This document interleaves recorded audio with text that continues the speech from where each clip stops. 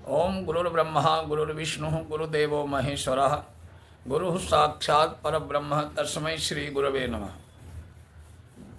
कृष्णाय वासुदेवाय हरे परमात्मने प्रणतक्लेशनाशाय गोविंदाय नमो नमः। सफला एकादशी व्रत कथा यानी पौष कृष्ण पक्ष एकादशी।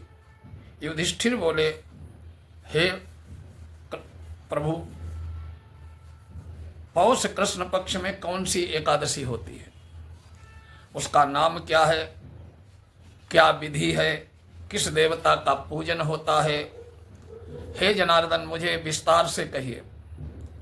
भगवान श्री कृष्ण बोले, हे राजेंद्र, आपके स्नेह के कारण मैं कहता हूँ, पौष मास के कृष्ण पक्ष में जो द्वादशी युक्ता एकादशी होती है, उसकी विधि लोकहित के लिए मैं तुमसे कहूँगा।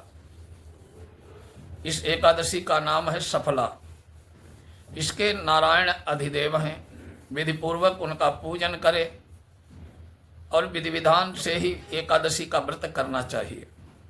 राजन, जो सदा एकादशी का व्रत करते हैं वे सर्वदा मेरे प्रिय हैं। अब सफला एकादशी पूजन की विधि सुनो। व्रत के दिन अच्छे ऋतु फलों से मेरा पूजन करे।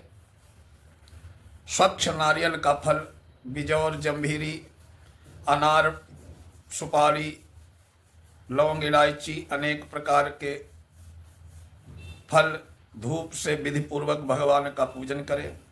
सफला में दीपदान का विशेष उत्तम महत्व है। रात्रि में विधि पूर्वक दीपदान करना चाहिए। जब तक नेत्र खुले रहें तब तक एकाग्र चित्त से रात्रि में जो जागरण करे उसका पुण्य फल सुनो। हे नराधिप, उसके समान न तो यज्ञ है, न तीर्थ है, न संसार में कोई व्रत है। 5000 वर्ष तपस्या करने से जो फल मिलता है वो सफला एकादशी के व्रत करने से मिलता है। हे राजर्षि, अब सुनो। महिष्मति नाम की एक चंपावती, महिष्मति राजा की चंपावती नाम की एक प्रसिद्ध पुरी थी। राजा के 4 पुत्र थे। उनमें लुम्पक नाम का राजा बड़ा पापी था। उनका पुत्र वो परस्त्रीगामी, जुआरी, वैश्यागामी था। राजा ने पुत्र को ऐसी दशा में देखकर राज्य से निकाल दिया। तब लुम्पक मन में सोचने लगा कि पिता और बंधुओं ने मुझको त्याग दिया है, अब मुझको क्या करना चाहिए। इस प्रकार चिंता करते हुए उसने विचार किया कि मैं दिन में वन में चला जाऊंगा और रात्रि को वन से आकर पुरी में रहूंगा। ये विचार करके वो नगर में को छोड़कर सघन वन में चला गया। नित्य जीव हिंसा और चोरी करता था।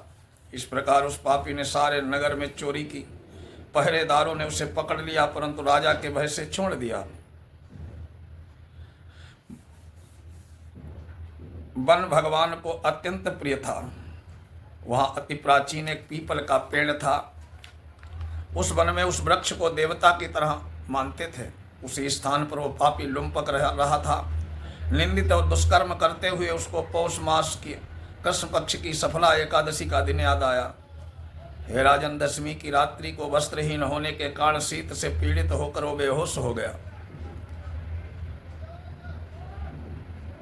शीत के कारण पीपल के नीचे उसको नींद नहीं आई और वो मृतक के समान हो गया। दांतों को कटकटाते हुए रात बीत गई।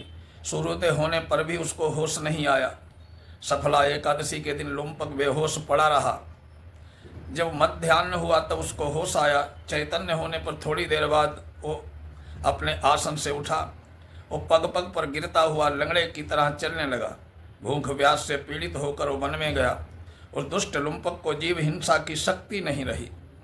जो फल भूमि पर पड़े थे उनको उठा लिया। जब तक आया सूर्य अस्त हो गया।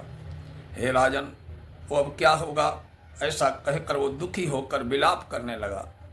वो सब फल पेड़ के नीचे रख दिए। रात्रि में उसको नींद नहीं आई, इससे उसका जागरण हो गया। हे मधुसूदन, भगवान ने उन फलों का पूजन और सफला एकादशी का व्रत स्वीकार कर लिया। इस प्रकार लुम्पक ने अकस्मात व्रत कर लिया। इस व्रत के प्रभाव से उसको निष्कंटक राज्य मिल गया। सूर्य के उदय होने पर वो दिव्य घोड़ा आया। दिव्य वस्तुओं से युक्त वो घोड़ा लुम्पक के पास खड़ा हो गया। उसी समय आकाशवाणी हुई, हे राजपुत्र, भगवान वासुदेव की कृपा से और सफला एकादशी के प्रभाव से अपने निष्कंटक राज्य को ग्रहण करो। पिता के पास जाकर निष्कंटक राज्य का भोग करो। बहुत अच्छा कहकर उसने स्वीकार कर लिया। वो दिव्य रूप हो गया। भगवान श्री कृष्ण में परम भक्ति हो गई। सुंदर आभूषणों को धारण करके पिता को नमस्कार करके वो घर में रहने लगा। उस वैष्णव को पुत्र को पिता ने निष्कंटक राज्य दे दिया। उसने बहुत वर्षों तक राज्य किया। एकादशी के दिन वो भगवान की भक्ति में लीन रहने लगा। वृद्धावस्था प्राप्त होने पर पुत्र को राजगद्दी देकर मन को स्थिर करके विष्णु की भक्ति में तत्पर होकर वन को चला गया। इस प्रकार जो सफला एकादशी का व्रत करते हैं या सफला के महात्म्य को सुनते हैं, वे इस लोक में यश लेकर निस्संदेह मोक्ष को प्राप्त होते हैं।